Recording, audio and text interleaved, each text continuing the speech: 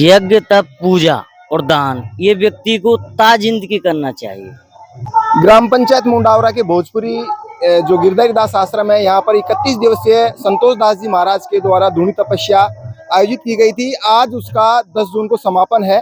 महाराज जी धूनी तपस्या के बाद अब यहाँ आश्रम में बैठे हुए हैं। भंडारे का आयोजन हुआ, रागनी प्रोग्राम इस समय चल रहा है। महाराज जी से समझते हैं कि 31 दिन किस तरीके के उनके रहे हैं। महाराज जी, मैं सबसे पहले जानना चाहूंगा, जो 31 दिन आपने जो धूनी तपस्या की, किस तरीके से रही? ये बढ़िया रही, मालिक की कृपा रही, असीम शांति पूर्वक बिगर विघ्न के संपन्न हुई। महाराज जी, मैं जानना चाहूंगा कि 31 दिन के अंदर तेज धूप भी रही, बरसात भी हुई, अंधड़ भी आए, तूफान भी आया, किस तरीके से अपने आप को हैंडल कर पाए?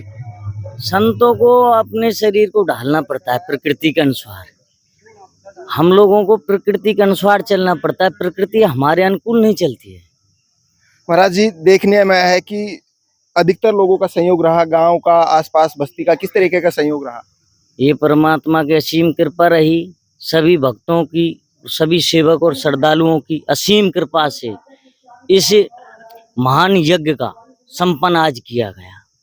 महाराज जी, देखने में आया कि आपके समाज के जो लोग थे, साधु संत थे, वो भी काफी बड़ी संख्या में हमने देखे यहाँ पर। उनके लिए अच्छी भोजन व्यवस्था भी आपके द्वारा की गई। किस तरीके से ये सब कुछ हो पाया?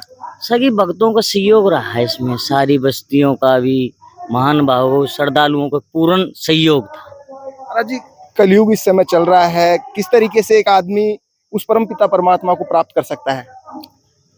परमात्मा को पाने के लिए त्याग तो किसी चीज का करना पड़ेगा, और त्याग में ही भगवान मिलता है।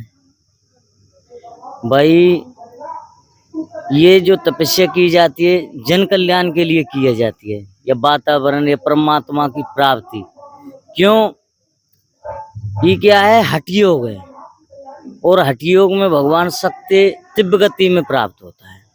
महाराज जी, हमने देखा कि जब आप धूनी तपस्या में बैठे हुए थे तो आपकी धूनी थी वो आपसे भी ऊपर थी।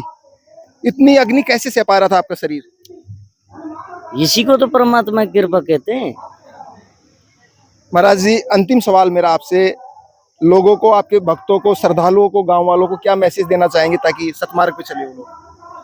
देखो, पुण्य व्यक्ति को करना चाहिए, और हम लोग तो यही सभी श्रद्धालु, सभी भगत और इन बस्तियों को पूर्ण इस यज्ञ और तपस्या का पूर्ण जो फल है इन्हीं का ही है।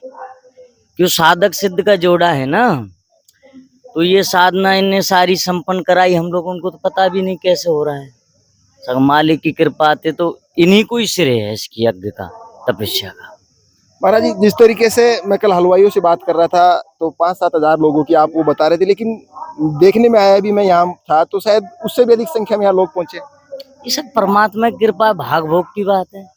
जिसका भाग भोग है वो जीव आएगा। महाराज जी, 12 साल आपको लगातार ये जो 7 धूनी जो तपस्या थी 31 दिन की थी, अब आगे का क्या रहेगा आपका मार्ग तपस्या को? आगे और भी तपस्या है, जल तपस्या है, ठडेश्वरी तपस्या है, फलारी है। आगे का फिर देखते हैं मालिक की क्या कृपा होती है। मैं पिछली बार आपके साथ भरतपुर सनसनी धाम भी गया था, आपके गुरुजी थे, हालांकि वो समा गए, लेकिन अंतिम क्षणों तक उन्होंने, पिछले साल जब समाये थे उस समय भी उन्होंने अग्नि तपस्या की थी।